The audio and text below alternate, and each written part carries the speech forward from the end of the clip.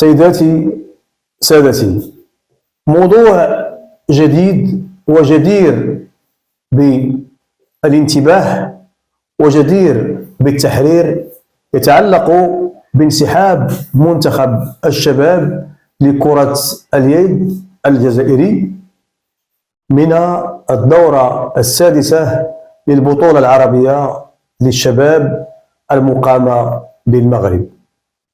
كريمة الطالبي رئيسة الاتحاد الجزائري قالت إن الخضر سيقاطعون هذه الدورة إذا ما ارتدى أسود الأطلس قمصان تحمل خارطة المغرب.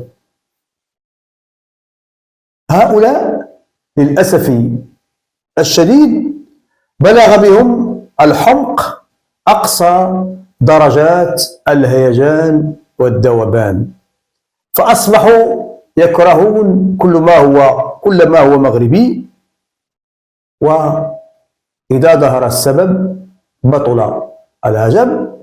فهم أولا عقيدة العسكر غرست فيهم الكراهية لكل ما هو مغربي، فمن أحق بإبداء الكره والكراهية، نحن أم هم؟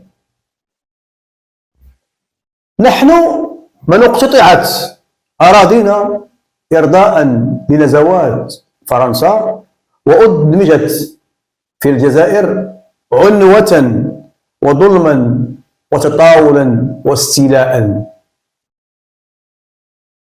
من عاقبنا؟ هل الفيفا عندما عاقبتنا وبأمر ملكي صادر من الملك الراحل محمد الخامس، عندما خرقنا قواعد الفيفا ونازلنا المنتخب الجزائري الذي كان تحت قيد الاستعمار الفرنسي. ثالثا، نحن من آوى عبد القادر الجزائري وتحملنا تبعات لجوئه إلى المغرب وهجمات فرنسا على القبائل المغربية. نحن من طالب باستقلال الجزائر في الأمم المتحدة وهي تحت الاستعمار، ولعلكم تتذكرون الخطاب الشهير للمرحوم محمد الخامس سنة 1947 وهو يخاطب ويناشد استقلال الجزائر في المنتظم الدولي. ومع ذلك ورغم كل هذه التضحيات فالعسكر ما زال ينكر هذا الجميل. إنه يا سادتي انقلاب المكاييل والموازين، ولكنهم للأسف الشديد لا يعرفون عندما يزأر الأسد المغربي وعندما ينهض المغاربة ويغضبون.